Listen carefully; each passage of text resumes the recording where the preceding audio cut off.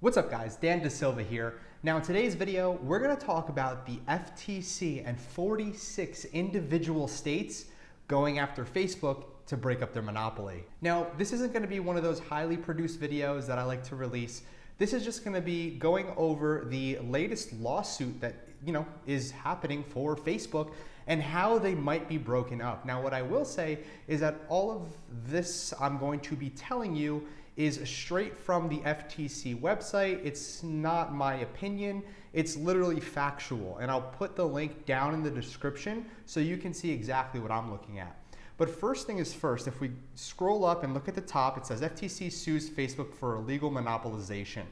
Now, here's where I want to start off, is that if you look, it says right over here, 46 states have gone ahead. The Attorney General of 46 different states has submitted a lawsuit against Facebook for practices where essentially they don't let their competitors become competitors, in so many words.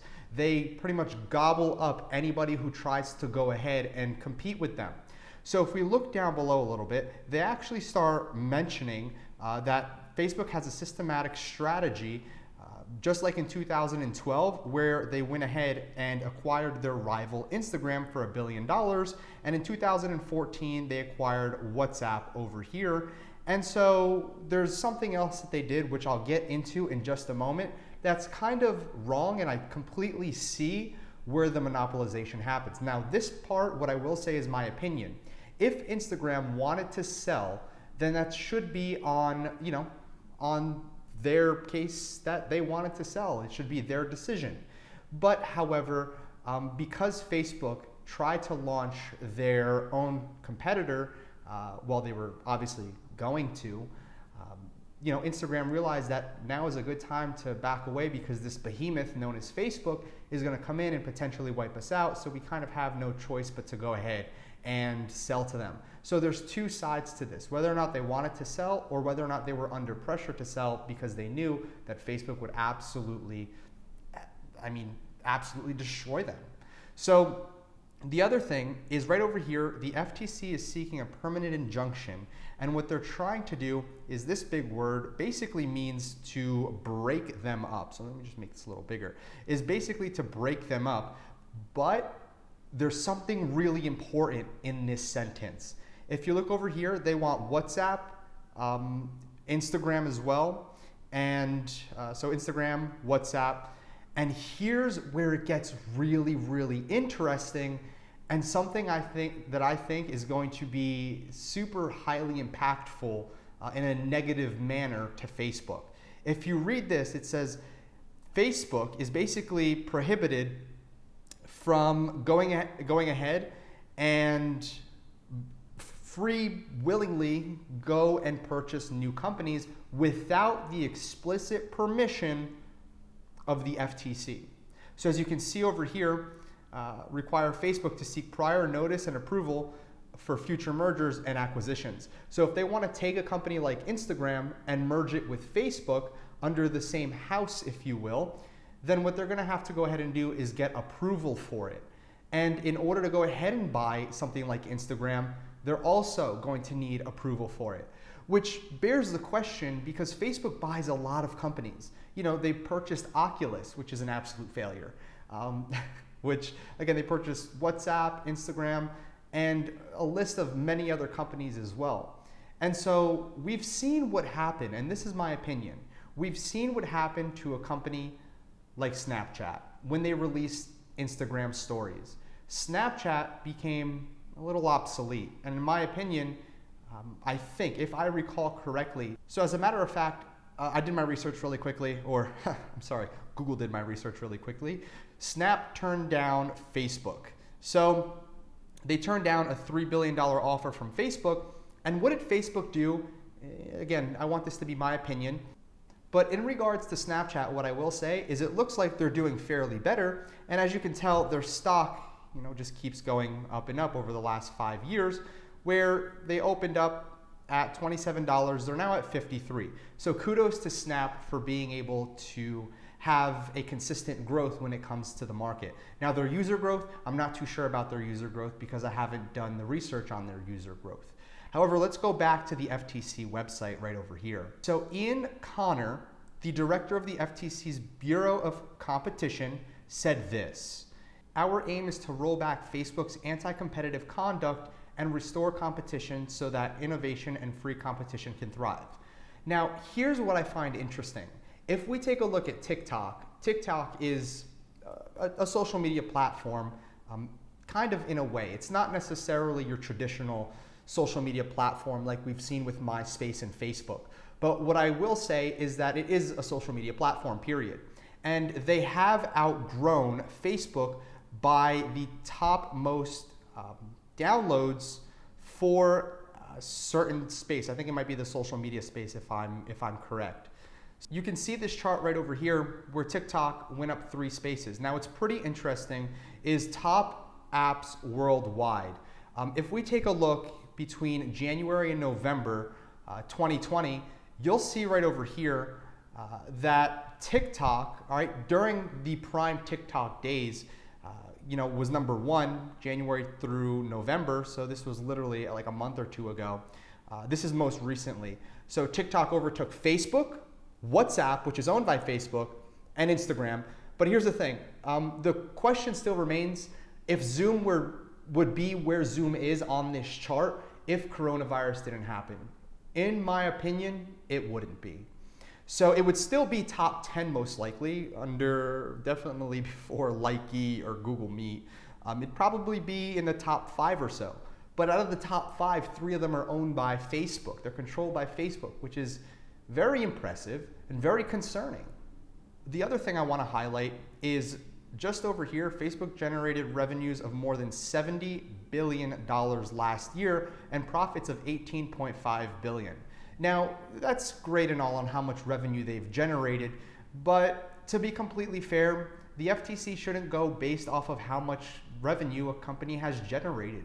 Now, I get it, is that it's all cross-platform, and that's their argument, which they want to break up all those platforms into their own entities, and I get that. So technically speaking, I see why they threw this in here. It's more than anything to make the general consumer or the general reader go out there and kind of be like, well, yeah, this is just another corporate company, we don't like it, to basically rally people up. That's the way that I see it, which again, isn't a bad thing. It's a very smart move in my opinion. And I want to make it very clear, I follow the FTC like a hawk. So I'm very well aware when lawsuits like Jason Bond and Raging Bull happen.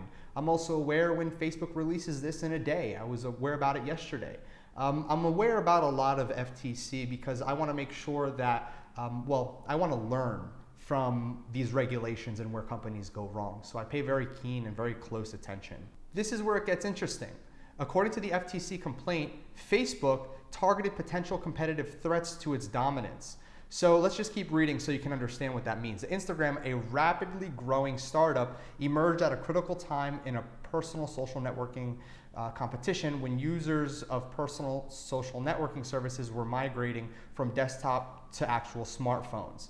And right over here, the complaint alleges that Facebook executives, including Mark, good old Zuck, quickly recognized that Instagram was a vibrant and innovative personal social network. The complaint that Facebook initially tried to compete with Instagram on the merits by improving its own offerings, but Facebook ultimately chose to buy Instagram rather than compete with it, which is a very interesting play because Facebook could have created their own app because obviously they tried with Facebook Stories and it didn't necessarily work. Could they have successfully pulled off an Instagram? That is something we will never know. Perhaps in a completely different infinity, like Neil deGrasse Tyson likes to say, there might be a completely different realm or a completely different world where the opposite completely happened. So maybe there, Instagram never sold, which pretty interesting concept actually. But back to what I was saying, they bought Instagram for $1 billion.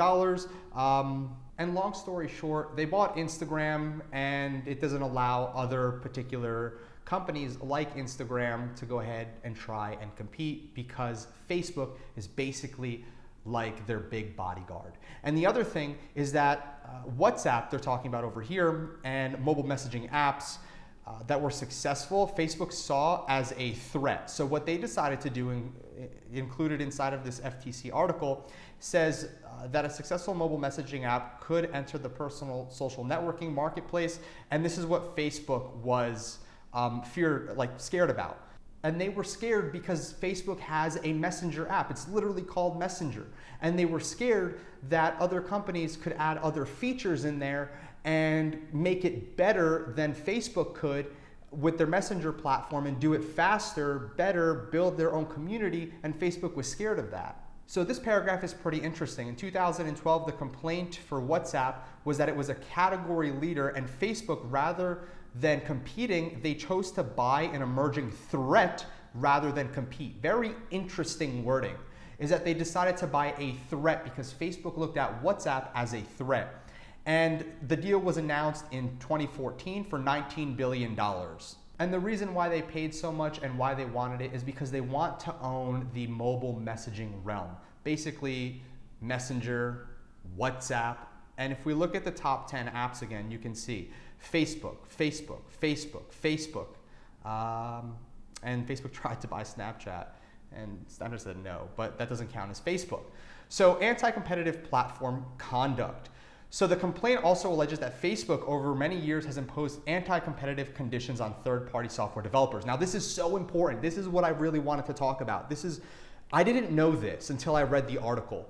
So what Facebook decided to do was, when Vine was a thing, you know, whenever you go into an app and it says, hey, share with your friends on Facebook, that requires the software developers to link with Facebook's protocols, their API protocols, right? And what happens is it talks to each other. So what you do is you click a button on Snapchat and it talks to Facebook saying, oh, hey, Dan is signing in on Snapchat. Let's gather all of his friends' data over here and let's allow him to click send. And then when somebody clicks send on Snapchat to invite them to Snapchat, it'll notify them on Facebook as a notification. And so what Facebook decided to do, this is so important because of the simple fact that Vine refused to basically, in my opinion, Vine decided not to sell to Facebook. As we know, Vine sold to Twitter. So just to show you over here, Twitter went ahead and acquired Vine for $30 million. So the company was acquired by Twitter October 12th. Now here's what's so important. Let's take a look at these dates. 2012, October 2012.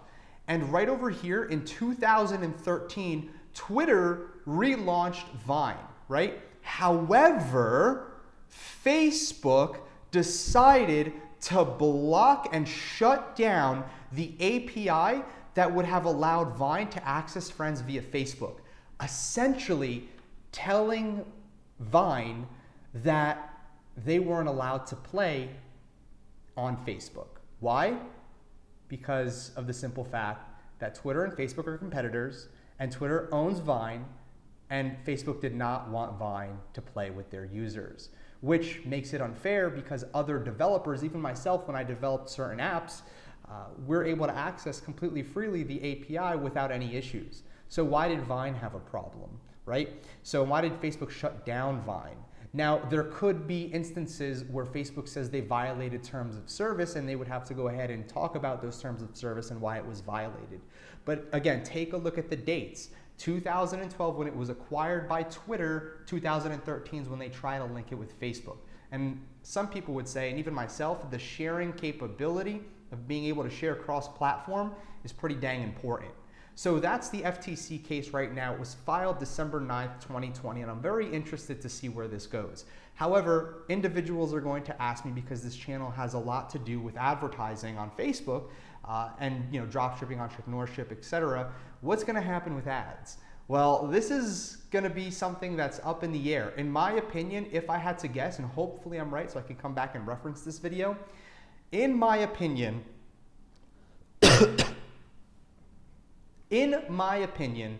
I do foresee a breakup of Facebook, okay? Now, they're very powerful. To me, it's a 50-50, but I do foresee it happening. Do I want it to happen? Yes and no. Yes, because of the simple fact that Facebook is going to, and most likely, allow advertisers at a more lenient rate back onto their platform. That's what I think will happen, because if each entity is broken up, then most likely Facebook, we can only advertise on Facebook. Instagram will have to create a new advertising login and be able to advertise through their self-serve platform. Same thing with WhatsApp.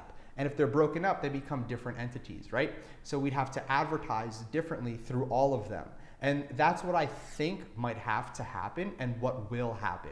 Again, if you have different thoughts and maybe you have, a little bit more insight on this, then you can leave a comment down below and let me know, because I'm always interested. Because all of this is just speculation until confirmed, right? So that's what I think is gonna happen after spending a lot of money advertising, is they don't want this to happen, because when we advertise on Facebook, and a lot of you will know this, is that we're able to go ahead and have the ability to target on Instagram, Facebook, Audience Network, which again, will place it on apps like WhatsApp. And if that's taken away, that might really affect Facebook's bottom line. So again, that's what's happening with the FTC and Facebook. If you enjoyed this video, please give me a thumbs up. I will go ahead and keep up to date with this FTC case and let you know exactly what's going on, dissect it as it happens. And if you want to know anything else, leave a comment down below, smash the like button, and I hope you enjoyed this video. I'll catch you soon.